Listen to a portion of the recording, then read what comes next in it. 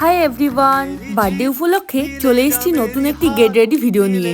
সবসময় আমাদের মাথায় রাখতে হবে বেস মেকআপ করার আগে সিটিএম কিন্তু মাস্ট। এরপর আমি ইউজ করছি একটা প্রাইমার। আচ্ছা, আরেকটা কথা বলি, আজকে যে শাড়িটা পরে আছি এটা আমাকে ছোট মা গিফট করেছে আমার বার্থডে উপলক্ষে। যেই প্রাইমারটা ইউজ করলাম এটা ছিল ইএলএফ এর পুটি প্রাইমার। তোমাদের যদি কারোর মেকআপ সম্পর্কে কিছু জানার থাকে তাহলে আমাকে কমেন্টে জানিও, আমি যতটুকু জানি তোমাদের জানিয়ে দেবো। এরপর আমি ইউজ করেছি ফাউন্ডেশন, ডার্মাকল আর এলএ কার্ল দুটোকে মিশিয়ে ইউজ করছি। আর ফাউন্ডেশনটাকে কিন্তু ব্লেন্ড করতে হবে পুরো হালকা হাতে। ভালো মতো ফাউন্ডেশন ব্লেন্ড হয়ে যাওয়ার পর ফুল ফেসটাকে একটা সেটিং পাউডার দিয়ে সেট করে নিলাম। বার্থডে সারাদিন আমি কি করেছি অলরেডি আমার চ্যানেলে একটা মিনি ব্লগ আপলোড করেছি, তোমরা চাইলে দেখে নিতে পারো। এখানে আমার ফেসে কন্ট্রোল করা হয়ে গেছে। এরপর আমি ব্লাশ লাগাচ্ছি।